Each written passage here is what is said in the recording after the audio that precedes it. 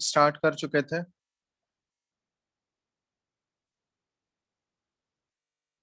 Start किए थे ना केमिकल काइनेटिक्स।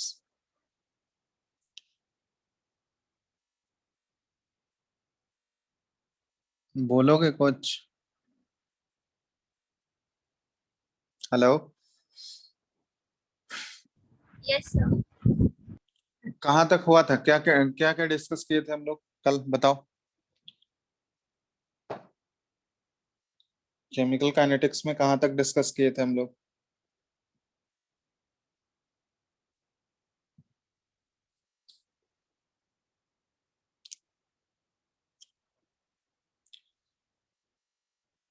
रिस्पॉन्ड करो। अभिषेक। Rate of reaction for balanced chemical equation. ठीक है, रेट ऑफ रिएक्शन लिखना सीखे थे हम लोग। चलो अब हम लोग देखते हैं कौन कौन से फैक्टर्स जो होते हैं वो रेट ऑफ रिएक्शन को इफेक्ट करते हैं। फैक्टर्स अफेक्टिंग, मतलब इनको दो चार फैक्टर को तो हम लोग डिटेल में पढ़ेंगे ही। ठीक है, हम लोग ओवरऑल लिख लेते हैं कौन कौन से फैक्टर्स हैं जो कि रेट ऑफ रिएक्शन को इम्पैक्ट करते हैं। रेट ऑफ रिएक्शन इसमें मेनली जो फैक्टर्स होते हैं, सबसे पहला nature of the reactant and product. ठीक है, नेचर ऑफ द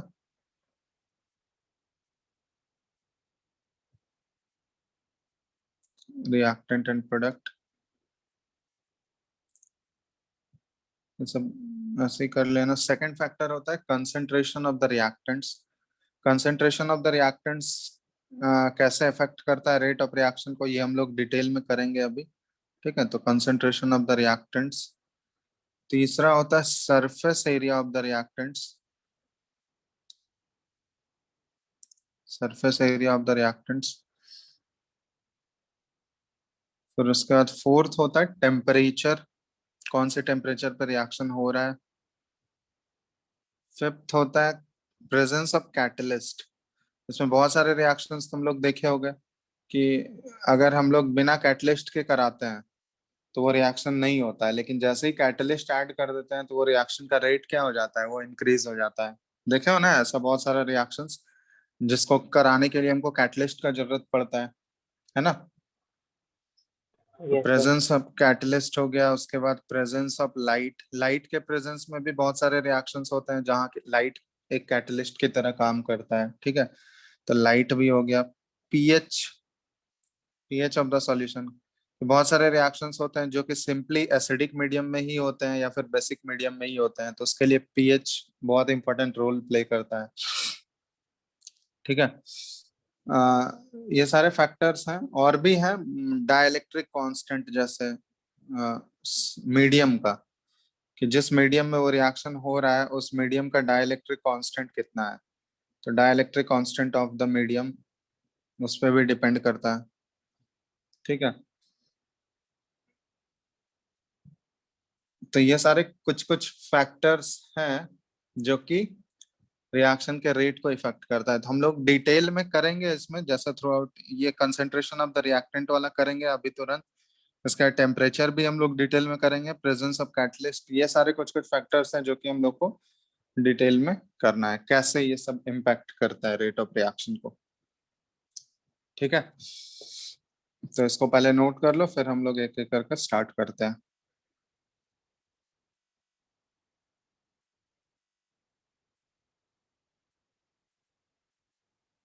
लिख लिया इसको।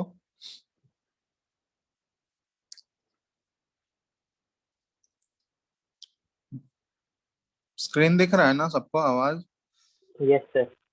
आवाज भी आ रहा है? Yes, sir. Yes sir. Okay fine, चलो लिख लिया इतना। Yes, sir.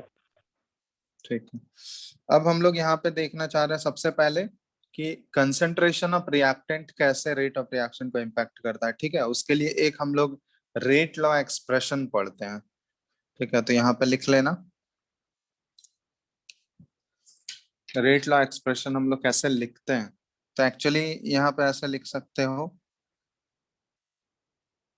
कि द रिप्रेजेंटेशन ऑफ, ठीक है, the representation of rate of reaction in terms of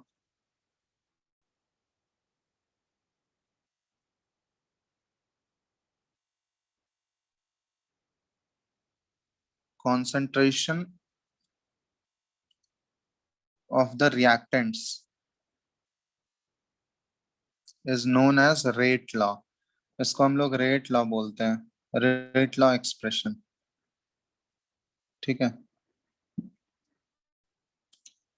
या फिर इसको रेट इक्वेशन भी बोला जाता है। इट इज ऑल्सो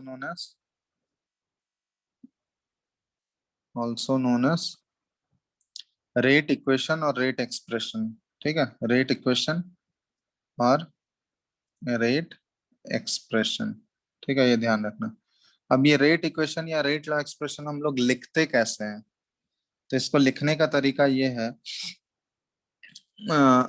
इसको यहाँ पे लिख रहे हैं हम, rate law expression. Rate law ये एक्चुअली होता क्या है? तो it is the expression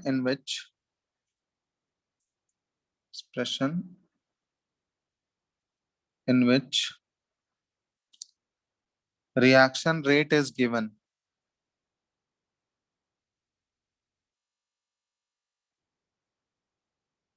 in terms of,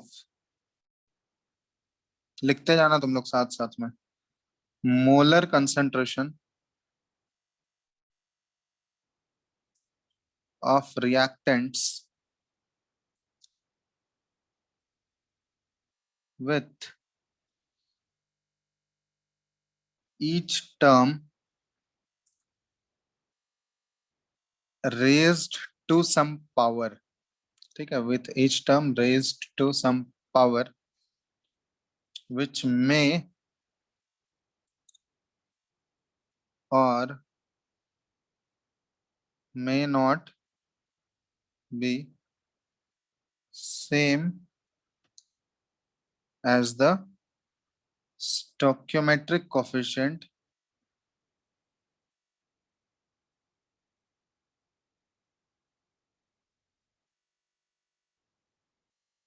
of the reacting species in a balanced chemical equation। ठीक है, तो ये इसका मतलब हुआ रेट लॉ एक्सप्रेशन। अब इसको लिखने का तरीका भी बताएंगे, पहले इसको लिख लो तुम लोग।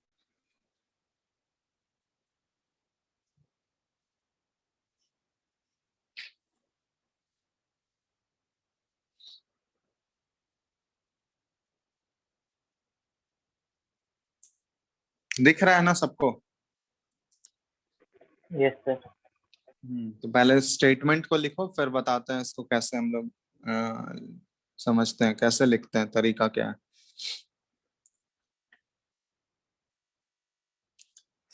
तो एक रेट ऑफ रिएक्शन को लिखने का एक शुरुआत में हम लोग कल एक तरीका सीखे थे, बैलेंस्ड केमिकल इक्वेशन अगर दिया रहेगा हमको तो वहां पे रेट लॉ हम लोग कैसे लिखते हैं। रेट लॉ नहीं था वो, एक्चुअली रेट ऑफ रिएक्शन लिखने का तरीका बताए थे ना। जो उसका स्टोक्योमेट्रिक कोफिशिएंट होता है उसका हम लोग क्या कर लेते हैं, रेसिप्रोकल ले लेते हैं और उसका चेंज से मल्टीप्लाई करते हैं हम लोग। वो तो कल सीखे थे एक मेथड, याद है या भूल गया? Yes sir. हाँ, आज हम लोग दूसरा मेथड सीख रहे हैं रेट ऑफ रिएक्शन निकालने का। ठीक है, जो कि रेट ऑफ रिएक्शन हम लोग लिखेंगे जो कि कंसेंट्रेशन ऑफ रिएक्टेंट पे सिर्फ डिपेंड करेगा, उसी को हम लोग बोलते हैं रेट लॉ एक्सप्रेशन। ठीक है, लिख लियो इसको यहाँ तक सब लोग? Yes sir. चलो अब देखो, जैसे मान लो कोई भी एक बैलेंस इक्वेशन हम लोग ले लेते हैं सिंपली, जैसे वही जो कल लिए थे हम लोग, ए ए प्लस बी बी, और ये कन्वर्ट हो रहा है सी सी प्लस डी डी में। ठीक है, ये हमारा बैलेंस्ड केमिकल इक्वेशन है। तो इस रेट लॉ एक्सप्रेशन के अकॉर्डिंग रेट ऑफ रिएक्शन जो है ना, सिर्फ और सिर्फ कंसंट्रेशन ऑफ रिएक्टेंट्स पे डिपेंड करेगा। क्योंकि ऑब्वियसली रिएक्शन जब हो रहा होगा तो इनिशियली रिएक्शन होने में इनिशियली कौन क्या प्रेजेंट होगा, रिएक्टेंट से प्रेजेंट होगा ना। तो रिएक्शन को इनिशिएट कौन करता है? अगर कोई भी रिएक्शन अगर हो रहा है, अपने आप इनिशिएट कौन करेगा उसको? ऑब्वियसली रिएक्टेंट्स ही इनिशिएट करेंगे, है ना। तो इसके अकॉर्डिंग रेट लॉ एक्सप्रेशन ऐसे लिखा था कि रेट ऑफ रिएक्शन जो है ये डायरेक्टली प्रोपोर्शनल होता है कंसंट्रेशन ऑफ रिएक्टेंट्स के। मतलब अगर एक रिएक्टेंट है तो उसी के डायरेक्टली प्रोपोर्शनल होगा। एक से ज्यादा रिएक्टेंट है तो जितने भी रिएक्टेंट्स हैं उन सभी का कंसंट्रेशन का क्या लेना है हमको? प्रोडक्ट लेना है। तो यहाँ पे कितने रिएक्टेंट्स इन्वॉल्व हैं बताओ तो? इस रिएक्शन में दो रिएक्टेंट्स हैं हमारे पास, कौन? ए और बी। तो इन दोनों के कंसंट्रेशन पे डिपेंड करेगा रेट ऑफ रिएक्शन, और इन दोनों का कंसंट्रेशन का हमको क्या लेना होगा? प्रोडक्ट। तो ये कंसंट्रेशन ऑफ ए, ठीक है, reactant A raise to some power. तो अब ये रेज टू पावर हम लोग एज्यूम कर लेते हैं यहाँ पे m। अब ये जो लिखा हुआ है raise to some power which may or may not be same as stoichiometric coefficient, यहाँ पे ये चीज ध्यान देना। ये जो पावर है ना, ये m यहाँ पे लिख रहे हैं, ये m जो है ये a के इक्वल हो भी सकता है या नहीं भी हो सकता है, वो अभी हम लोग उसको डिस्कस करेंगे। रेज टू सम पावर हम लोग यहाँ पे m एज्यूम कर लेते हैं। उसी तरह दूसरा रिएक्टेंट हमारा क्या है बताओ? B. बी। अब बी, कंसेंट्रेशन ऑफ बी लिख दिए हम लोग और उस पर raise to some power N लिख दिए, ठीक है। अब यहाँ एम और एन क्या है? एम और एन क्या डिनोट करता है? तो इसी को बोलते हैं हम लोग ऑर्डर ऑफ द रिएक्शन, ठीक है। तो हम लोग ऐसे लिख सकते हैं, एम जो है ये है order with respect to reactant A, ठीक है, order with respect to reactant A. और एन जो है ये क्या है? Order with respect to reactant B, ठीक है। और अगर तुमसे पूछा जाए कि इस रिएक्शन का ओवरऑल ऑर्डर क्या है, तो ओवरऑल ऑर्डर रिएक्शन का क्या हो जाएगा? जितने भी रिएक्टेंट्स होंगे उस पे जो भी तुम्हारा पावर आते जाएगा। मान लो यहाँ पे दो रिएक्टेंट्स थे, तो दोनों रिएक्टेंट्स का जो भी पावर होगा ना, उन दोनों को सभी पावर का हम लोग सम कर देंगे, और जो भी सम आएगा वही overall order of the reaction हो जाएगा। तो overall order of the reaction अगर तुमसे पूछा जाए तो इस केस में overall order of the reaction क्या हो जाएगा? m plus n। समझ रहे हो बात? Yes, sir. अब यहाँ देखो m और n, ये ऑर्डर का मतलब क्या हुआ? ऑर्डर एक्चुअली क्या है ना, ये एक एक्सपेरिमेंटल टर्म है, ठीक है, एक्सपेरिमेंटल क्वांटिटी है। ये हम लोग कोई भी रिएक्शन अगर दिया हुआ है तो हम लोग देख के नहीं बता सकते हैं कि वो ऑर्डर क्या होगा। उसका ऑर्डर एक्चुअली होता क्या है? ऑर्डर को हम लोग डिफाइन करते हैं कि कितने, मतलब नंबर ऑफ रिएक्टेंट मॉलिक्यूल्स कितने चाहिए होंगे, जिसका कि कंसेंट्रेशन चेंज अगर हम लोग करेंगे ना तो उससे रेट ऑफ रिएक्शन डिटरमाइन हो जाएगा, ठीक है। उसको हम लोग ऑर्डर बोलते हैं। या फिर ऑर्डर को डिफाइन करने के लिए यहाँ पे लिख लेना तुम लोग, ऑर्डर का स्टेटमेंट पहले लिख लेते हैं। Order of reaction, order actually होता क्या है? एक तो सिंपल सा वही हो गया कि द, किसी भी रिएक्शन का ऑर्डर क्या हो जाएगा? It is the sum of, हम लोग ऐसे लिख सकते हैं, it is the sum of the powers और एक्सपोनेंट्स, ठीक है, exponents to which the concentration terms are raised,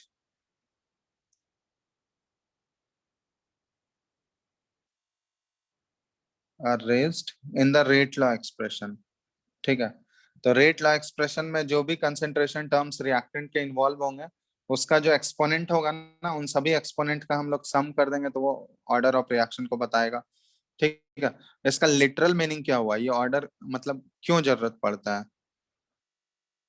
तो इसको हम लोग, एक दूसरा तरीका भी है इसको डिफाइन करने का, या फिर इसको हम लोग ऐसे बोल सकते हैं कि द नंबर ऑफ, ठीक है, the number of reactant molecules whose concentration changes, whose concentration changes determines the rate of A reaction, इसको हम लोग ऑर्डर बोलते हैं।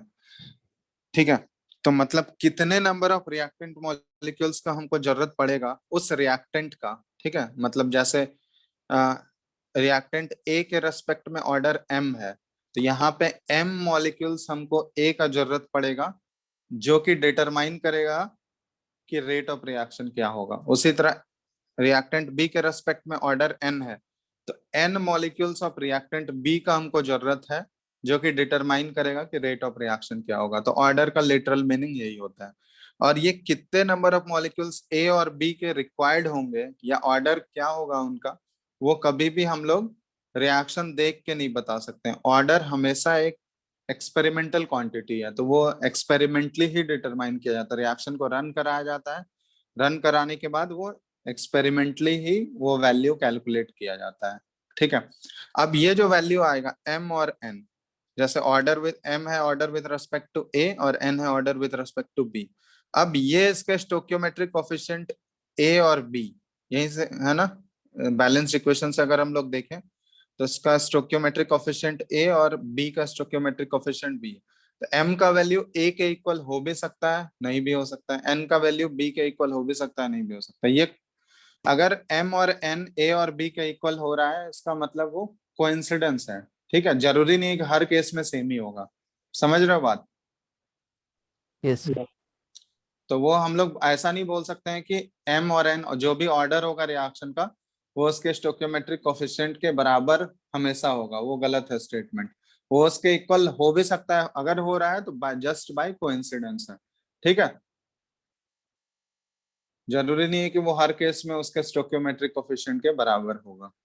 ठीक है, क्योंकि ये वैल्यू एम और एन का क्या वैल्यू आएगा वो हम लोग स्टोक्योमेट्रिक कोफिशिएंट देख के नहीं बताते हैं। वो एक्चुअली एक्सपेरिमेंटली डिटरमाइन होता है। समझ रहे हो ना बात?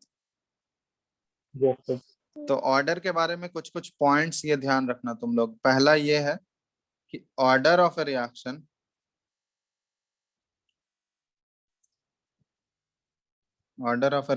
Is experimentally determined quantity.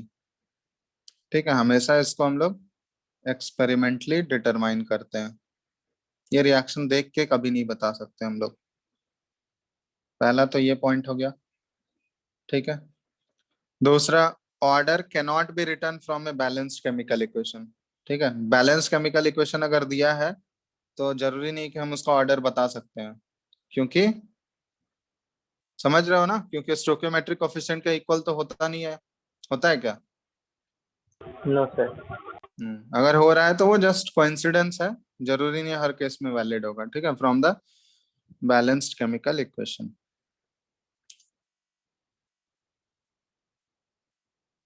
तो ये सब दूसरा पॉइंट हो गया। तीसरा कि ऑर्डर, किसी भी रिएक्शन का ऑर्डर जो है ना, ये होल नंबर भी हो सकता है, जीरो भी हो सकता है। मे बी यहाँ लिख लेना, order of reaction may be zero, zero भी हो सकता है, होल नंबर भी हो सकता है, फ्रैक्शनल भी हो सकता है। मतलब किसी भी रिएक्शन का ऑर्डर जो है वो फ्रैक्शनल वैल्यू भी हो सकता है। ठीक है, जीरो भी हो सकता है और इनफैक्ट नेगेटिव भी हो सकता है, और इवन नेगेटिव। तो कोई भी वैल्यूज ऑर्डर के लिए पॉसिबल है। जीरो, होल नंबर में सारे पॉजिटिव वैल्यूज आ जाएंगे, नेगेटिव वैल्यूज भी आते हैं, फ्रैक्शनल वैल्यूज भी इनफैक्ट रहते हैं। ठीक है, तो ऑर्डर ऑर्डर के लिए कोई भी नंबर आ सकता है हमारे पास। तो ये सारे में से कोई भी एक नंबर हो सकता है। फ्रैक्शनल वैल्यूज भी ऑर्डर के लिए वैलिड है। ठीक है, तो ये सारे कुछ कुछ पॉइंट्स हैं रिलेटेड टू ऑर्डर, ये ध्यान रखना। हमेशा ये एक्सपेरिमेंटली डिटरमाइन होता है, रिएक्शन देख के कभी ऑर्डर हम लोग नहीं बता सकते हैं। और ऑर्डर का वैल्यू जो आएगा वो zero, whole number, positive value, negative value, fractional, कुछ भी हो सकता है।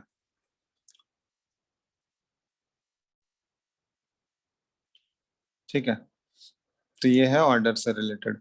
हम लोग को जो पढ़ना है डिटेल में, ठीक है, हम लोग के सिलेबस में जो है, हम लोग दो ऑर्डर पूरा डिटेल में करेंगे। एक जीरो ऑर्डर रिएक्शन है और दूसरा फर्स्ट ऑर्डर रिएक्शन है। मेडिकल में तो इतना ही है, और इंजीनियरिंग में एक सेकंड ऑर्डर भी हम लोग पढ़ते हैं, तो सेकंड ऑर्डर पूरा डिटेल में नहीं है, थोड़ा सा है सेकंड ऑर्डर रिएक्शन के बारे में। तो सेकंड ऑर्डर तक हम लोग देखेंगे, 0, फर्स्ट और सेकंड, ये 3 ऑर्डर हम लोग को डिटेल में करना है। उसके लिए एक्सप्रेशन हम लोग निकालेंगे, ठीक है। उसके लिए हाफ लाइफ एक हम लोग बात करते हैं, तो वो सारा चीज हम लोग को देखना है। अभी एक एक करके हम लोग तीनों ऑर्डर स्टार्ट करेंगे। पहले 0 ऑर्डर से स्टार्ट करेंगे, फिर उसके बाद फर्स्ट और फिर सेकंड में जाएंगे, ठीक है। तो पहले इसको लिख लो तुम लोग ऑर्डर के बारे में, फिर एक एक करके हम लोग स्टार्ट करते हैं।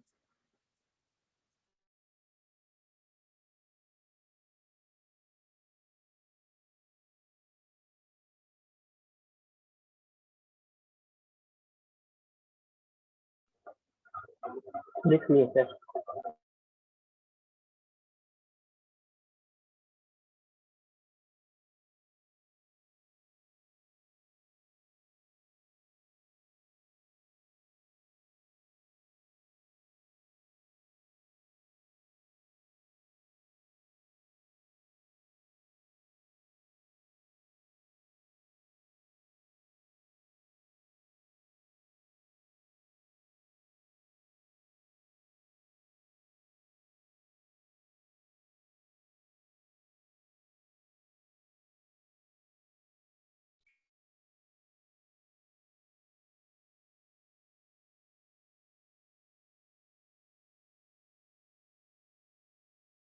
है क्या तुम लोगों को? Hello, yes sir. आवाज आवाज नहीं आ रहा था क्या? No, नो कितने देर से? सर, अभी कुछ देर से। अच्छा, एक सेकंड रुकना।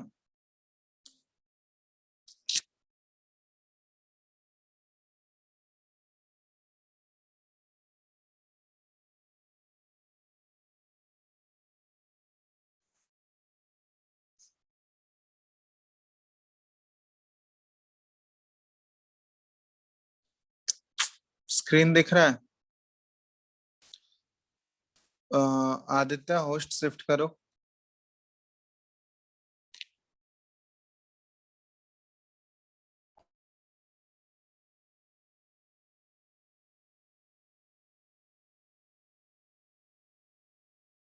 बोलो, अब स्क्रीन दिख रहा है तुम लोगों को? Yes sir. ठीक, आ रहा है ना आवाज? Yes sir. हाँ, तो ये लिख लिए थे ऑर्डर के बारे में सारे स्टेटमेंट्स। Yes sir. हाँ, तो यहाँ पे हम लोग को 3 ऑर्डर डिटेल में करना है। पहला हम लोग 0 ऑर्डर रिएक्शन, दूसरा फर्स्ट ऑर्डर रिएक्शन और तीसरा सेकंड ऑर्डर रिएक्शन। ये तीनों ऑर्डर हम लोग एक एक करके स्टार्ट करेंगे अभी, ठीक है। अपने सिलेबस में ये 3 ही ऑर्डर है, ठीक है। तो यही 3 ऑर्डर हम लोग को डिटेल में पढ़ना है। समझ में आ गया बात? Yes sir. और इन तीनों ऑर्डर से रिलेटेड जितने भी, मैक्सिमम तो फर्स्ट ऑर्डर रिएक्शन ही इंपॉर्टेंट है। फर्स्ट ऑर्डर रिएक्शन से बहुत सारे क्वेश्चंस आते हैं, तो फर्स्ट ऑर्डर रिएक्शन तो बहुत ज्यादा इंपॉर्टेंट है। लेकिन 0 ऑर्डर और सेकंड ऑर्डर भी हम लोगों को पढ़ना है, ठीक है। तो एक एक करके हम लोग स्टार्ट कर रहे हैं। तो सबसे पहले यहाँ पे देखो, जो हम लोग रेट लॉ एक्सप्रेशन लिखे थे, रेट ऑफ रिएक्शन, ठीक है, ये याद है?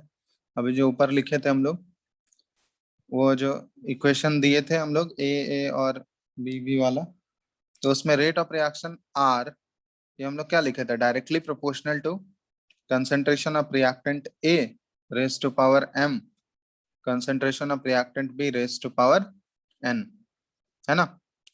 अब यहाँ पे जब प्रोपोर्शनैलिटी साइन हटाते हैं ना, तो एक कांस्टेंट आता है जिसको हम लोग डिनोट करते हैं के से, ठीक है। तो ये क्या आ गया? K into concentration of M और B into concentration of raise to power N. तो ये के जो है ना, ये क्या, के क्या होता है बताओ? के को हम लोग बोलते हैं रेट कांस्टेंट, ठीक है। रेट ऑफ रिएक्शन में जो कांस्टेंट आ रहा है इसको क्या बोला जाता है? Rate constant. या फिर इसका दूसरा नाम भी है रेट कांस्टेंट, या फिर बहुत जगह देखोगे इसको वेलोसिटी कांस्टेंट भी बोला जाता है। आ रहा है ना आवाज? Yes yes sir. सर। या फिर एक और नाम होता है इसका, स्पेसिफिक रिएक्शन रेट भी बोला जाता है इसको, स्पेसिफिक रिएक्शन रेट, ठीक है। ये सब चीज ध्यान देना, ये के लिए ही है। रेट कांस्टेंट या फिर वेलोसिटी कांस्टेंट या फिर स्पेसिफिक रिएक्शन रेट, तो जब हम लोग वहाँ प्रोपोर्शनैलिटी साइन हटा रहे हैं तो वहां पे एक कांस्टेंट आ रहा है जिसको बोलते हैं हम लोग रेट कांस्टेंट या फिर स्पेसिफिक रिएक्शन रेट। ठीक है, अब इस रेट कांस्टेंट का बहुत इंपॉर्टेंट सिग्निफिकेंस है, क्योंकि रेट कांस्टेंट का जो यूनिट होता है ना, इसके यूनिट को देख के हम लोग बता सकते हैं कि कौन सा ऑर्डर का रिएक्शन है।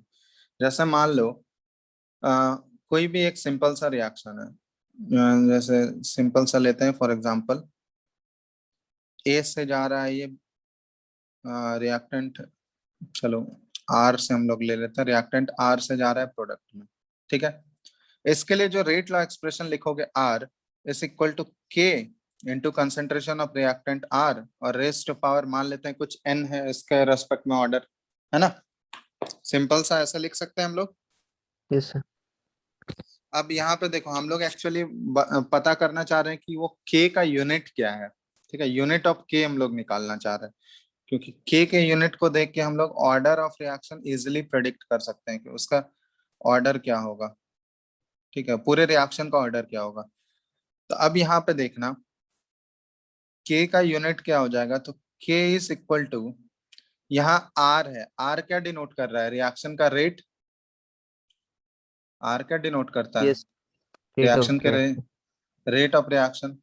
और रेट ऑफ रिएक्शन का जो यूनिट होता है वो क्या होता है बताओ तो, रेट का यूनिट क्या होता है।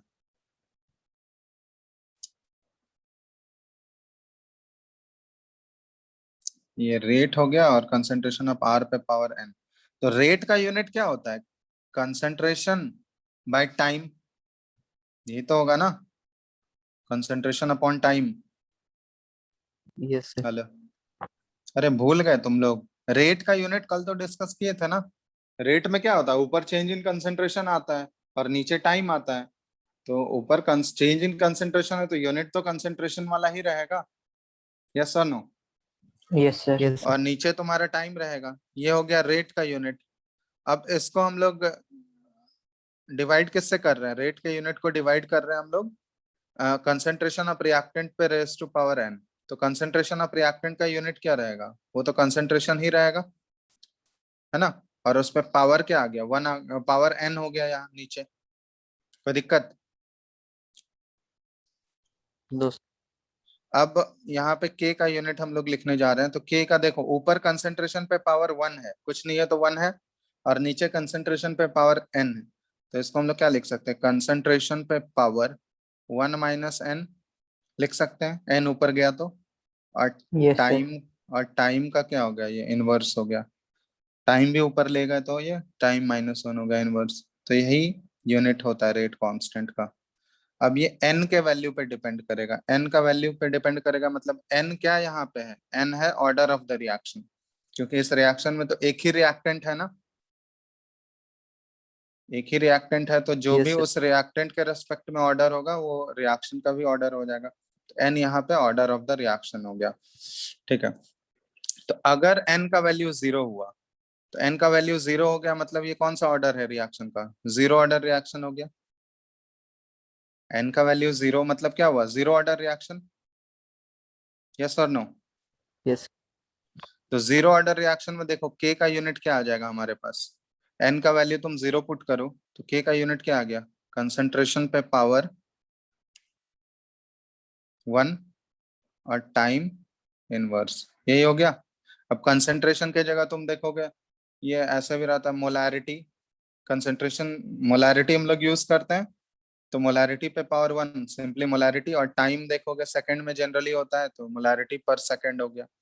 या फिर मोल्स पर लीटर में देखोगे तो ये हो गया मोल पर लीटर और पर सेकंड। तो ये सारे जीरो ऑर्डर रिएक्शन के लिए यूनिट हो गया ना। Yes, sir.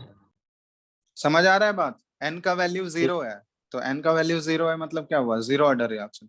तो अगर कहीं भी के का तुमको वैल्यू दिया रहेगा और के का यूनिट देखोगे इस टर्म में लिखा हुआ है मोल्स पर लीटर और पर सेकंड, तो इसका मतलब क्या समझ जाओगे, वो कौन सा ऑर्डर, ऑर्डर तुमको नहीं भी दिया हुआ है, सिर्फ के का वैल्यू दे दिया और यूनिट के साथ, तो हम लोग ऑर्डर डिसाइड नहीं कर सकते, बताओ, कंक्लूड कर सकते हैं ना। अगर ये Yes, sir. यूनिट दिया हुआ है तो ऑब्वियसली उस रिएक्शन का ऑर्डर क्या होगा, जीरो ऑर्डर रिएक्शन होगा। समझ रहे हो बात। Yes, sir. अब इसी Yes, तरह sir. जैसे n का वैल्यू, ये बहुत ही इंपॉर्टेंट चीज है, n का वैल्यू अगर 1 है तो n का वैल्यू 1 है मतलब कौन सा ऑर्डर के बारे में हम लोग डिस्कस कर रहे हैं? First order. तो फर्स्ट ऑर्डर रिएक्शन है तो देखो n का वैल्यू अगर 1 पुट करके देखोगे तो अब देखो तो k का यूनिट क्या आ जाएगा? रिएक्शन, ये रेट कांस्टेंट का यूनिट क्या हो जाएगा? कंसंट्रेशन पे पावर 1 माइनस n है, तो 1 माइनस 1 अब हो जाएगा तो क्या हो गया? 0 हो गया। Yes, sir. Yes, sir. सिर्फ तो अब टाइम बचेगा. हाँ, तो कंसंट्रेशन वाला टर्म ही खत्म हो गया, अब सिर्फ क्या बच गया? Time inverse. तो कहीं पे भी तुमको अगर k का वैल्यू दिया हुआ है और उसमें सिर्फ इस टर्म में उसका यूनिट दिया हुआ है, सेकंड इनवर्स या फिर मिनट इनवर्स या फिर आवर इनवर्स, तो उससे क्या समझ लोगे कि वो कौन से ऑर्डर ऑफ रिएक्शन को रिप्रेजेंट कर रहा है? First order. First order reaction. ठीक है, तो ये तुमको बताने का जरूरत नहीं है कि वो फर्स्ट ऑर्डर रिएक्शन है या जीरो ऑर्डर रिएक्शन है, तुमको सिंपली के का वैल्यू दे देगा और उस के का जो वैल्यू दिया रहेगा यूनिट के साथ, उस के यूनिट को देख के ही हम लोग प्रेडिक्ट कर सकते हैं कि उसका ऑर्डर क्या होगा। डिफरेंस दिख रहा है ना जीरो ऑर्डर फर्स्ट ऑर्डर में? साफ साफ Yes. अलग अलग डिफरेंस है, समझ रहे हो? इसलिए के का यूनिट बहुत ही इंपॉर्टेंट हो जाता है। जैसे n इक्वल टू 2, अब सेकंड ऑर्डर रिएक्शन पे देख ही लेते हैं। तो n इक्वल टू 2 ये हो गया second order reaction.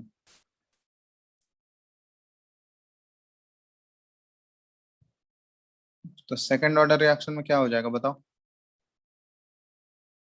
k equal to Concent concentration पे पावर अब क्या हो गया? -1 हो गया, -1 और टाइम पे पावर -1 तो पहले से है। minus.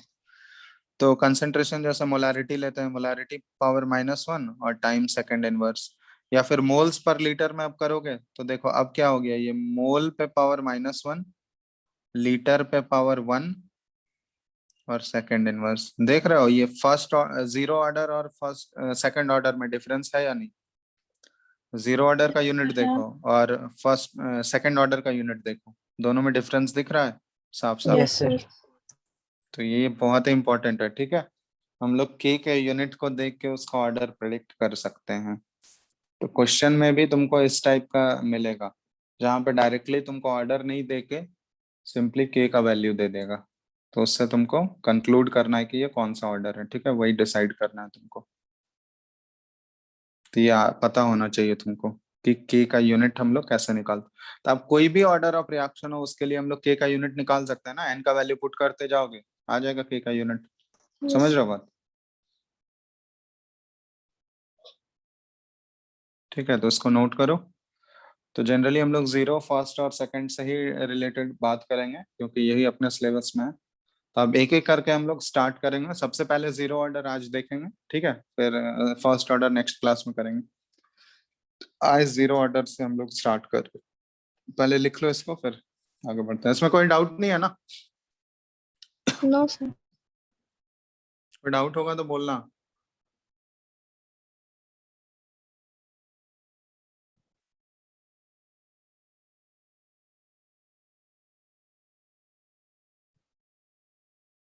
लिख लिए सर. लिख लो जल्दी से।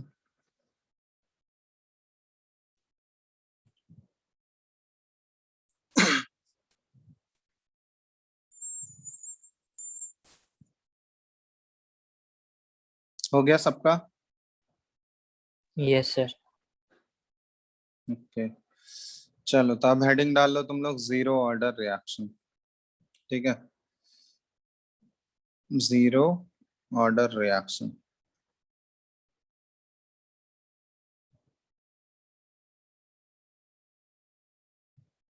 जीरो ऑर्डर रिएक्शन मतलब एन का वैल्यू क्या होना है? Zero.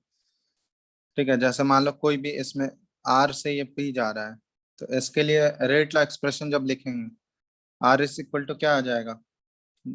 Rate is directly proportional to concentration of R, और रेस टू पावर क्या आएगा यहाँ पे? जीरो। 0. समझ रहे हो बात? अब जैसे मान लो कुछ भी हो सकता है, जैसे यहाँ पे 3R से P अगर जा रहा है, तो अगर ये जीरो ऑर्डर रिएक्शन दिया हुआ है तो इसका मतलब क्या हुआ? ये कंसंट्रेशन ऑफ R पे पावर जीरो। यहाँ इसके स्टोक्योमेट्रिक कोफिशिएंट से कोई मतलब नहीं है, समझ रहे हो बात? स्टोक्योमेट्रिक कोफिशिएंट से ये पावर डिसाइड नहीं होता है। ये पावर कैसे डिसाइड होता है? ये एक्सपेरिमेंटली है। एक्सपेरिमेंटल वैल्यू से आता है, समझ रहे हो? Yes, sir. स्टोक्योमेट्रिक कोफिशिएंट से इसका कोई लेना देना नहीं है। जैसे एक से ज्यादा भी रिएक्टेंट हो सकता है A प्लस बी, और ये मान लो प्रोडक्ट बना रहा है, तो यहाँ पे जीरो ऑर्डर होने का चांसेस क्या है? या तो दोनों पे 0 0 हो, तभी तो दोनों के रेस्पेक्ट में, क्योंकि जितने भी रिएक्टेंट्स है सभी का प्रोडक्ट लेना है ना हमको, Yes, sir. तो दोनों रिएक्टेंट का सम 0 0। या तो ऐसा भी हो सकता है A प्लस बी, मान लो 2A प्लस 2B है, इस तरह कर दिया और ये प्रोडक्ट हो गया। तो इसको अगर जीरो ऑर्डर रिएक्शन ये दिया हुआ है तो एक पॉसिबिलिटी ये भी है, A पे पावर +1 हो गया और B पे पावर -1 हो गया, तभी फिर भी तो ओवरऑल 0 हो जाएगा, Yes, sir. क्योंकि ऑलरेडी हम बता चुके हैं कि ये ऑर्डर जो है वो पॉजिटिव वैल्यू भी हो सकता है, 0 भी हो सकता है, नेगेटिव भी हो सकता है और फ्रैक्शन भी हो सकता है इनफैक्ट। ठीक है, फ्रैक्शन भी हो सकता है, समझ रहे हो ना? Yes, sir. तो कुछ भी वैल्यू दिया रह सकता है। हम लोग जीरो ऑर्डर रिएक्शन है तो मतलब overall order of the reaction वो 0 होना चाहिए, मतलब जितने भी रिएक्टेंट्स हैं वहां पे उन सभी रिएक्टेंट्स का जो भी पावर आ रहा है, जो भी ऑर्डर आ रहा है, उन सबका सम करोगे तो वो किसके इक्वल आना चाहिए? 0 के इक्वल। 0. ठीक है, तो उसको बोलते हैं हम लोग जीरो ऑर्डर।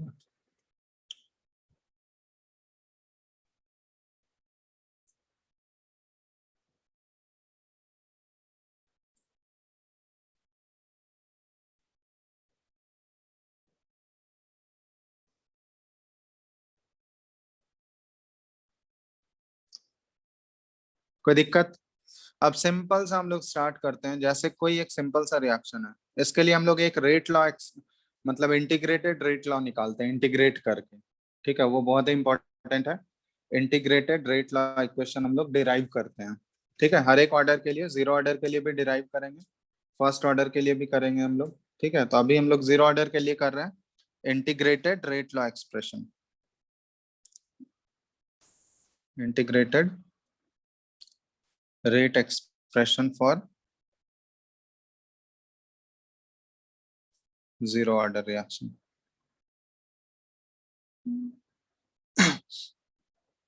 ठीक है, तो ये कैसे निकालते हैं हम लोग? तब देखो, जीरो ऑर्डर रिएक्शन है, जैसे मान लो सिंपल सा है, ए से ये प्रोडक्ट में जा रहा है। ठीक है, तो रिएक्टेंट ए है और ये किस में कन्वर्ट हो रहा है? प्रोडक्ट्स में कन्वर्ट हो रहा है। समझ रहे हो बात? तो इसके लिए रेट रेट ऑफ रिएक्शन लिखने का तुम लोग को दो तरीका बताए थे। रेट ऑफ रिएक्शन आर, एक सबसे पहला तरीका कौन सा था जो हम लोग कल सीखे थे? कल लिखने का तरीका क्या सीखे थे हम लोग? जो उसका स्टोक्योमेट्रिक कोफिशिएंट है उसका तुम क्या ले लो? रेसिप्रोकल ले लो, याद है? Yes, sir. तो यहाँ पे स्टोक्योमेट्रिक कोफिशिएंट क्या है इसका? 1 है, तो 1 का करोगे तो वो तो 1/1 ही रहेगा। और ये क्या लिखेंगे हम लोग? dA/dt, ऐसे ही लिखते थे। ये कल का मेथड है। ये रेट ऑफ रिएक्शन, इससे भी तो रेट ऑफ रिएक्शन ही निकलेगा ना। Yes, sir. ठीक है, अब आज जो हम लोग रेट लॉ एक्सप्रेशन लिखने सीखे उसके अकॉर्डिंग क्या लिखेंगे हम लोग? Rate of reaction is equal to K into concentration of A, और इस पे पावर क्या आ जाएगा? 0, अगर ये जीरो ऑर्डर रिएक्शन है तो। Yes, sir. कोई दिक्कत? No, sir. ये दोनों तरीका, दोनों से रेट ही आ रहा है, हमारा रेट ऑफ रिएक्शन ही आ रहा है, तो दोनों को इक्वेट कर सकते हैं हम लोग। यस और no? Yes, sir. Yes, sir. तो अब इसको इंटीग्रेट करना है, हमको इंटीग्रेट करना है। तो अब यहाँ देखो, ए पे पावर 0 अगर हो गया, ए का कुछ भी वैल्यू हो, पावर 0 हो गया तो वो तो खत्म हो गया ना, वो तो ओवरऑल 1 ही हो जाएगा। किसी भी नंबर पे अगर पावर 0 कर दोगे तुम तो उसका वैल्यू क्या हो जाएगा? 1. 1 हो गया। तो यहाँ पे सिर्फ हमारा बच गया क्या? K. सिर्फ बच गया के। तो हम लोग क्या करते हैं ना, ये माइनस साइन को उधर भेज देते हैं और यहाँ पे हम लोग रखते हैं डी कंसेंट्रेशन ऑफ ए। ठीक है, और dt को भी उधर ट्रांसफर कर देते हैं, तो -k dt को इधर भेज दिए। ठीक है, अब इसको हम लोग इंटीग्रेट कर रहे हैं। इंटीग्रेशन तुम लोग बेसिक पढ़ ही चुके होगे। इंटीग्रेट कर रहे हैं और ये हम लोग डेफिनेट इंटीग्रेशन कर रहे हैं। डेफिनेट इंटीग्रेशन मतलब लिमिट पुट करके करेंगे। ठीक है, यहाँ पे k तो कांस्टेंट है, तो ये तो बाहर आ जाएगा इंटीग्रेशन से। ठीक है, यहाँ पे सिर्फ इंटीग्रेशन किसका होगा? dt का। समझ रहे हो? Yes, sir. अब Yes. t equal to zero पे, t इक्वल टू जीरो पे रिएक्टेंट का जो कंसेंट्रेशन है ये हमारा मान लेते हैं ए नॉट है। कंसेंट्रेशन कितना है रिएक्टेंट का? A naught. T equal to zero, जब टाइम जीरो था तो उस समय कंसेंट्रेशन ऑफ रिएक्टेंट कितना है? ए नॉट है। ठीक है, जब किसी time T equal to T पे रिएक्टेंट का कंसेंट्रेशन क्या हो गया? कुछ 80 हो गया। ठीक है, यस और नो? Yes, sir. तो अब यहाँ पे इंटीग्रेट करो, इंटीग्रेट करने के बाद लिमिट पुट करो, उसके बाद देखो क्या आएगा। तो इंटीग्रेट करेंगे तो डीए का इंटीग्रेशन क्या आ जाएगा? सिंपली ए।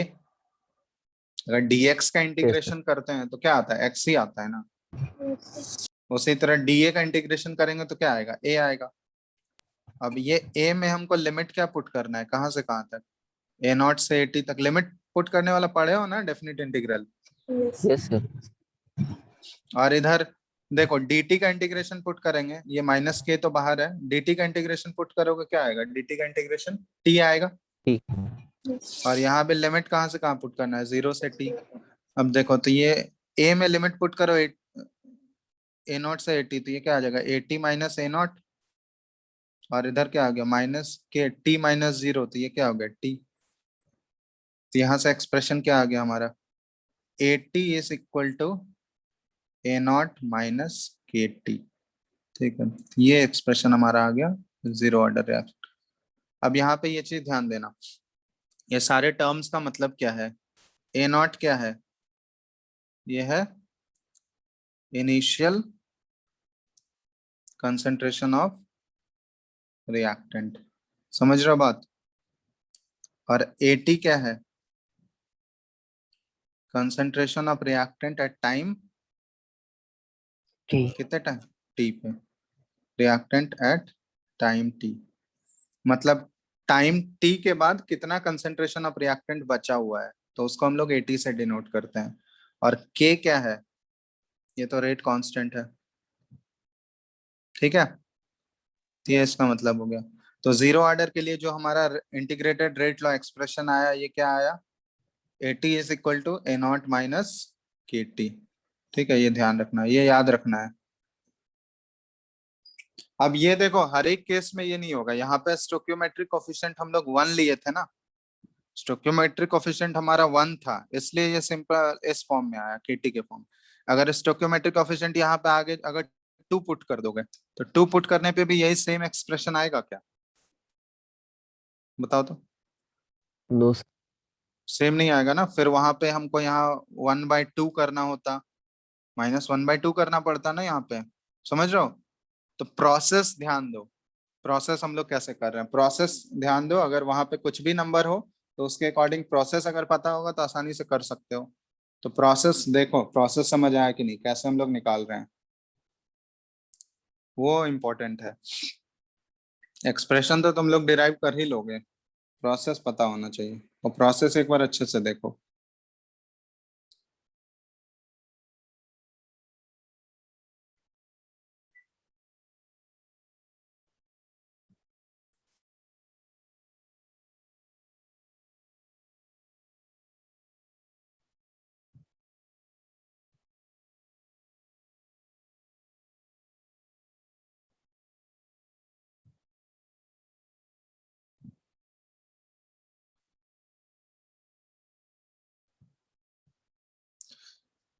दिख रहा है ना स्क्रीन सबको? Yes, sir. जैसे मान लो यहाँ पे हम लोग ऐसे भी रिप्रेजेंट कर सकते हैं, जैसे ए से ये प्रोडक्ट जा रहा है, ठीक है, तो यहाँ पे लिखते हैं टी इक्वल टू 0 पे इसका कंसेंट्रेशन क्या है? ए नॉट है, और प्रोडक्ट हमारा 0 है। टी इक्वल टू टी पे ये कितना हो गया? ए नॉट माइनस एक्स हो गया, या फिर, ठीक है, और ये एक्स हो गया। अब यही ए नॉट माइनस एक्स ऑलरेडी हम लोग फाइंड आउट कर चुके हैं, या फिर इसी को concentration of reactant at time T, ये क्या हो गया हमारा? एटी है, जो कि ए नॉट माइनस एक्स के बराबर है, या ए नॉट माइनस के टी के बराबर है। इसका मतलब x जो आया, ये हमारा x का वैल्यू कितना आ गया? x इक्वल टू के टी आ गया। x जो है वो किसके इक्वल है? KT. के टी के ही इक्वल है। तो यहाँ से भी देख सकते हैं, तो जो प्रोडक्ट हमारा x फॉर्म हुआ है वो कितना फॉर्म हुआ है? k into T. प्रोडक्ट का भी हम लोग कंसेंट्रेशन निकाल सकते हैं। टाइम टी क्या हो गया, वो किसका प्रोडक्ट हो जाएगा, के इंटू टी। के इंटू टी का प्रोडक्ट निकाल लोगे, वही हमारा जो उस समय प्रोडक्ट बना हुआ है उसका कंसेंट्रेशन हो जाएगा। और रिएक्टेंट का कंसेंट्रेशन है टाइम टी, ये क्या है, एटी से डिनोट किए हैं, तो ये क्या हो गया, A naught minus K T. ठीक है, समझ रहे हो ना बात। Yes, sir. Yes, sir. चलो, तो प्रोसेस क्लियर है ना, कैसे हम लोग डिराइव किए। प्रोसेस पता होगा तो कोई भी कोफिशिएंट हो वहां पे कुछ भी चेंज कर दे तुम लोग निकाल सकते हो। ठीक है, कोई दिक्कत Yes, sir. No, sir. नहीं। अब देखो, जैसे अब इसका हम लोग ग्राफ्स अगर हम लोग प्लॉट करना चाहें, कुछ कुछ ग्राफ्स इंपॉर्टेंट है। अब देखो यहाँ पे हम लोग rate versus rate of reaction, या सबसे पहले हम लोग देखो हम लोग करते हैं कंसंट्रेशन ऑफ रिएक्टेंट और वर्सेस टाइम। तो ये शुरुआत में कल जो हम तुमको बताए थे कि रिएक्टेंट का प्रोडक्ट, रिएक्टेंट का कंसंट्रेशन जो है वो टाइम के साथ क्या होगा, डिक्रीज करता है। अब वो डिक्रीज, कल जो ग्राफ बताए थे वो हम एक्सपोनेंशियली डिक्रीज कर रहे थे, लेकिन वहां पे ये बताए थे कि वो ऑर्डर पे डिपेंड करता है, हर केस में वो एक्सपोनेंशियल डिक्रीज नहीं होगा। ठीक है, समझ रहे हो, किसी किसी केस में वो ऑर्डर पे डिपेंड करता है ना, कल ये बात बोले थे या नहीं। Yes, sir.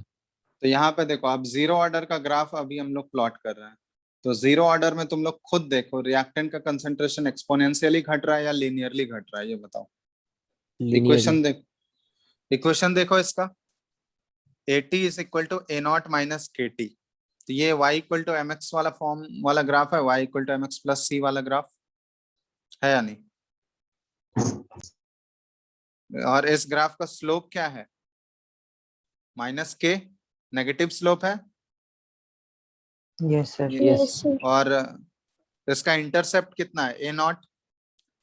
तो ये ग्राफ क्या होगा, कुछ ए नॉट के वैल्यू से स्टार्ट होगा, मतलब टी इक्वल टू जीरो पे रिएक्टेंट का कंसेंट्रेशन कुछ ए नॉट है, और उसके बाद जैसे जैसे टाइम बढ़ते जाएगा इसका क्या होता है, कंसेंट्रेशन कम होते जाएगा और एक टाइम पे ये जीरो हो जाएगा। तो ये क्या है, स्ट्रेट लाइन ग्राफ आ रहा है, समझ रहे हो बात। Yes. Yes, sir. तो इसलिए कल ही बोल दिए थे कि वो जो ग्राफ का नेचर है ना, वो हम लोग नेचर ऐसे नहीं बता सकते, वो ऑर्डर ऑफ रिएक्शन पे डिपेंड करता है। तो रिएक्शन का जो भी ऑर्डर होगा उसके अकॉर्डिंग जो इक्वेशन बन के आएगा हमारे पास, इंटीग्रेटेड रेट ला इक्वेशन, उसके बेसिस पे हम लोग उसका जो ग्राफ है या कर्व है वो प्लॉट करते हैं। ठीक है, तो जैसे जीरो ऑर्डर में हमारा जो इक्वेशन बन के आया वो क्या आया, स्ट्रेट लाइन का इक्वेशन बन के आया। तो इस केस में जो कर्व आएगा वो स्ट्रेट लाइन आएगा। कोई दिक्कत। और इस ग्राफ का स्लोप किसके इक्वल है, slope is equal to minus Minus K. K, negative K. और ये जो इंटरसेप्ट है, ये इंटरसेप्ट का वैल्यू क्या है, ए नॉट। समझ रहे हो। Yes, sir. अब इसी तरह प्रोडक्ट का अगर हम लोग डिनोट करना चाहें तो concentration of product versus time,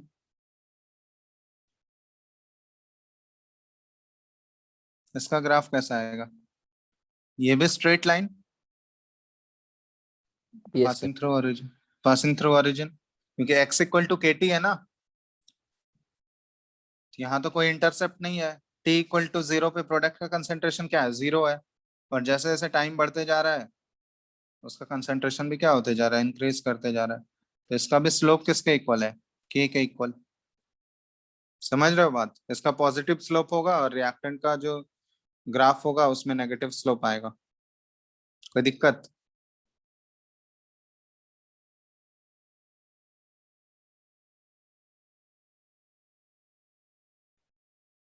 कोई दिक्कत। No, sir. No, sir. देख लो एक बार अच्छे से। एक और ग्राफ हम यहाँ पे प्लॉट कर रहे हैं। ये ग्राफ कौन सा है, ये रेट ऑफ रिएक्शन वर्सेस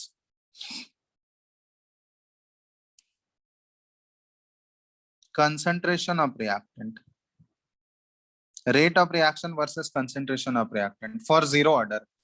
तो रिएक्टेंट का कंसंट्रेशन तुम कुछ भी लो, ये रेट को इफेक्ट करेगा क्या, रेट ऑफ रिएक्शन को। No sir. नहीं, क्योंकि पावर क्या है यहाँ पे, जीरो ऑर्डर रिएक्शन जीरो। में जो ओवरऑल पावर आएगा वो क्या आएगा, जीरो ही आएगा ना। ओवरऑल पावर क्या आने वाला है, 0. जीरो। तो ओवरऑल पावर अगर जीरो आ गया तो रेट ऑफ रिएक्शन का वैल्यू तो हमेशा, जैसे यहाँ पे हम लोग बात कर रहे थे, तो rate is equal to K into concentration of ए पे पावर जीरो। तो ये जो रिएक्टेंट का कंसेंट्रेशन है, ये कुछ भी लें हम लोग, यहाँ पे 5 लें, 10 लें, 20 लें, कुछ भी लें, या 50 लें, रेट ऑफ रिएक्शन चेंज होगा क्या? ये रेट ऑफ रिएक्शन तो हमेशा के ही इक्वल आएगा ना। देख लो एक बार Yes, sir. तुम, क्योंकि पावर जीरो है तो तुम ए का वैल्यू इंक्रीज करो डिक्रीज करो, उससे आर पे कोई फर्क पड़ने वाला है? No, sir. नहीं। तो रेट, ये कंसेंट्रेशन ऑफ रिएक्टेंट तुम इंक्रीज करो या डिक्रीज करो, रेट ऑफ रिएक्शन हमेशा क्या रहेगा, वो कांस्टेंट। और किसके कांस्टेंट रहेगा, वो किसके इक्वल रहेगा, K. रेट के इक्वल रहेगा हमेशा। तो बात समझ में आ गया? ये किसके लिए है, जीरो ऑर्डर के लिए।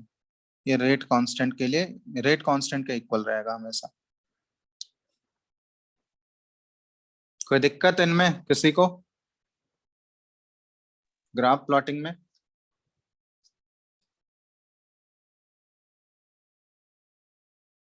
बताओ। No, sir. नहीं। चलो अब यहाँ पे हम लोग कुछ कुछ कैलकुलेशन करते हैं। एक हाफ लाइफ होता है और एक होता है कि कौन सा टाइम हमको निकालना है जिस पे रिएक्टेंट पूरा पूरा खत्म हो जाएगा। तो सबसे पहले निकालो, calculate the time after which reaction gets completed.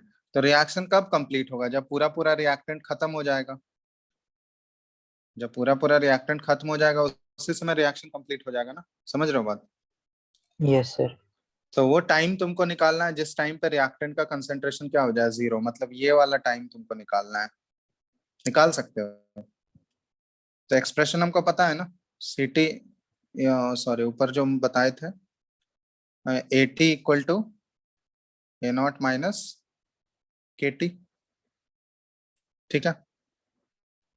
अब वो टाइम निकालना है हमको जिस टाइम पे रिएक्टेंट का कंसेंट्रेशन क्या हो जाए, जीरो। मतलब एटी का वैल्यू क्या होना चाहिए, जीरो। यही ना, बोलो। Yes, sir. तो एटी अगर जीरो पुट कर दोगे, ठीक है, आ गया A naught minus K T equal to zero. तो ये टी क्या आ गया, T equal to A naught by K हो गया। यस और नो?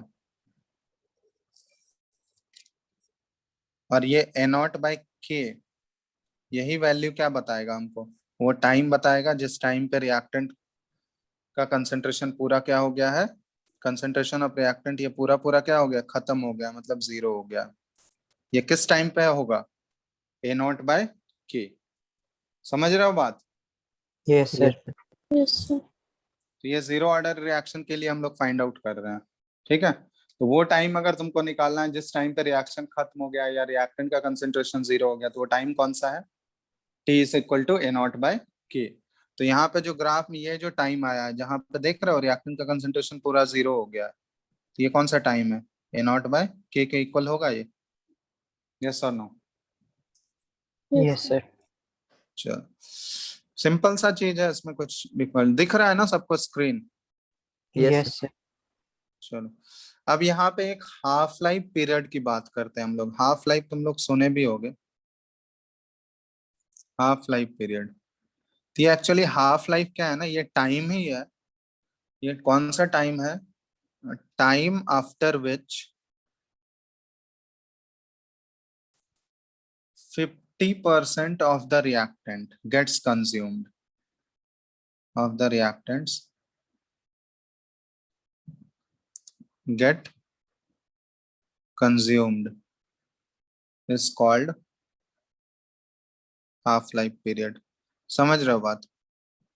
कि वो ऐसा टाइम तुमको निकालना है जिस टाइम पे 50% रिएक्टेंट जो है वो हमारा खत्म हो गया है। तो उस टाइम को बोलते हैं हम लोग हाफ लाइफ पीरियड। तो हाफ लाइफ पीरियड को टी हाफ से डिनोट करते हैं, या फिर देखोगे टी 50% से डिनोट करते हैं। दोनों नोटेशन यूज होता है, टी हाफ या फिर टी 50%। तो ये टी हाफ या टी 50% ये क्या डिनोट कर रहा है? वो ऐसा टाइम बता रहा है जिस टाइम पे हमारा 50% ऑफ रिएक्टेंट क्या हो गया है, वो कंज्यूम हो चुका है। तो अगर 50% ऑफ रिएक्टेंट हमारा कंज्यूम हो चुका है तो बचेगा कितना?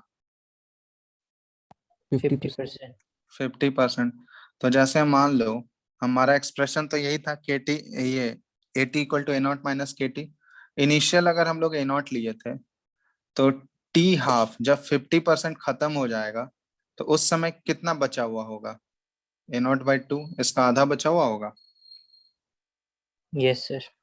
यही बचा हुआ होगा ना। अगर हम लोग इनिशियली ए नॉट से स्टार्ट किए हैं तो 50% अगर खत्म हो गया तो 50% खत्म हो गया मतलब ए नॉट बाई टू खत्म हो गया। तो बचा हमारे पास कितना? बचा कितना? ए नॉट बाई टू ही तो बचेगा। Yes. तो 80 का वैल्यू क्या हो गया? ये ए नॉट बाई टू हो गया हमारा टी हाफ जब निकाल रहे हैं तो 80 किसके इक्वल हो गया? ए नॉट बाई टू के इक्वल। यस और नो? Yes.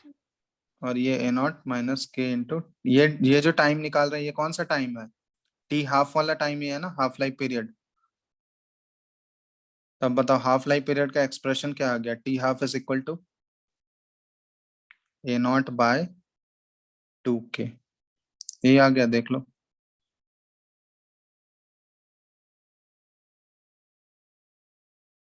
यस और नो? Yes. या फिर T 50% is equal to A naught by two K. तो for A zero order reaction half life अगर तुमको निकालना है तो वो हाफ लाइफ पीरियड किसके इक्वल होता है? इनिशियल कंसंट्रेशन जो भी रिएक्टेंट का दिया हुआ है उसको किससे डिवाइड कर दोगे? 2 टाइम्स रेट कांस्टेंट से। तो हमारा हाफ लाइफ पीरियड आ जाएगा जीरो ऑर्डर रिएक्शन का। समझ रहे हो? ये सब चीज इंपॉर्टेंट है, ये सब को हम लोग यूज करेंगे न्यूमेरिकल्स कराएंगे तो। सबको लिखते जाओ अभी। अभी बस समझो कैसे हम लोग डिराइव कर रहे हैं, ठीक है? प्रोसेस देखो, क्योंकि प्रोसेस इंपॉर्टेंट है। अगर स्टोइकियोमेट्रिक कोफिशिएंट वहां पे चेंज कर देगा तो फिर यही सेम एक्सप्रेशन नहीं आएगा ना, फिर तो उसके अकॉर्डिंग चेंज होते जाएगा। यस और नो? Yes, sir. इसलिए प्रोसेस इंपॉर्टेंट है, कैसे हम लोग डिराइव कर रहे हैं, प्रोसेस ध्यान देते हो। हाफ लाइफ पीरियड का मतलब समझ में आया कि नहीं? वैसा टाइम हम लोग कैलकुलेट कर रहे हैं जिस टाइम पे 50% रिएक्टेंट खत्म हो गया हमारा। तो हाफ ऑफ रिएक्टेंट खत्म हो गया तो बचा कितना? आधा ही बचेगा। तो अगर ए नॉट से स्टार्ट किए थे हम लोग तो ए नॉट बाई टू खत्म हो गया तो बचा कितना हमारे पास? A A naught by naught two by बचा। 2. तो 80 का वैल्यू हमारा क्या हो गया? ए नॉट बाई टू हो गया। क्योंकि 80 Yes, क्या sir. डिनोट 80 क्या डिनोट करता है? कितना कंसेंट्रेशन ऑफ रिएक्टेंट बचा हुआ है उस टाइम पे। तो बचा हुआ ए नॉट बाई टू ही है। और ये ए naught minus K T half, तो टी हाफ हो गया A not by two.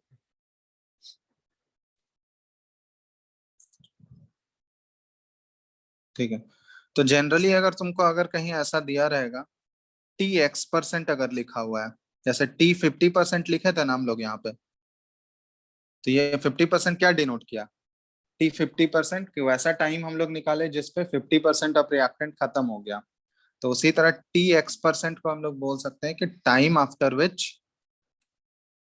x% of the reactant gets consumed. समझ में आया? Yes, sir. Time after which x% of the reactant gets consumed. ठीक है, यही मतलब होता है इसका टी x%। ठीक है, तो तुम लोग के लिए हम दो होमवर्क छोड़ते हैं आज के लिए। कैलकुलेट करना है जीरो ऑर्डर रिएक्शन के लिए ही तुमको कैलकुलेट करना है, क्योंकि अभी जीरो ऑर्डर रिएक्शन ही पढ़ रहे हैं। पहला रेशियो निकालना है तुमको टी 100% बाय टी 75%, और दूसरा रेशियो निकालना है तुमको टी 75% बाय टी 50%। समझ रहे हो? आसान सा काम है। यस और नो? इन Yes.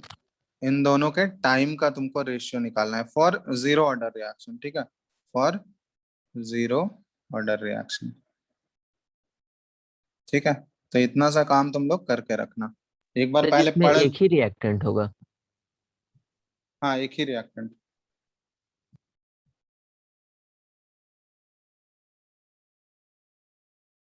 ठीक है, तो ये काम तुम लोग करके रखना, हो जाएगा ना सबसे? Yes sir. चलो, तो ये ट्राई करके रखना और पहले लिख लियो ये ऊपर तुम लोग सारा। अगर ऊपर किसी को डाउट है किसी पार्ट में तो देख लो एक बार पहले, अभी पूछ लो, नहीं तो फिर दिक्कत होगा। जितना भी आज बताए हैं हम जीरो ऑर्डर रिएक्शन से रिलेटेड, किसी को भी कोई डाउट है इसमें तो पूछ लो। कैसे हम लोग एक्सप्रेशन डिराइव किए हैं, उसमें कोई दिक्कत नहीं है ना किसी को? इंटीग्रेट कैसे किए हैं, सिंपल सा बेसिक इंटीग्रेशन है, इसमें कुछ बहुत टफ इंटीग्रेशन नहीं यूज कर रहे हैं हम लोग, है ना? यस। तो ये सब एक बार खुद से भी तुम लोग करके देखना, उसके बाद कल क्वेश्चंस कराएंगे हम या नेक्स्ट क्लास जब भी होगा, तो उससे और ज्यादा क्लैरिटी आ जाएगा। ठीक है, तो पहले फिलहाल के लिए ये दोनों क्वेश्चंस तुम लोग अटेम्प्ट करके रखना, फिर जीरो ऑर्डर के क्वेश्चंस हम क्लास में कराएंगे, उसके बाद तुम लोग कर सकते हो। देख लो, कोई डाउट है किसी को, कुछ पूछना है? बताओ। हेलो? No sir. सब समझ में आ गया? Yes, sir. Yes, sir. चलो ठीक है फिर, तो आगे नेक्स्ट क्लास तुम लोग का तो रोज ही केमिस्ट्री लग जाता है। अब देखो कल है क्या?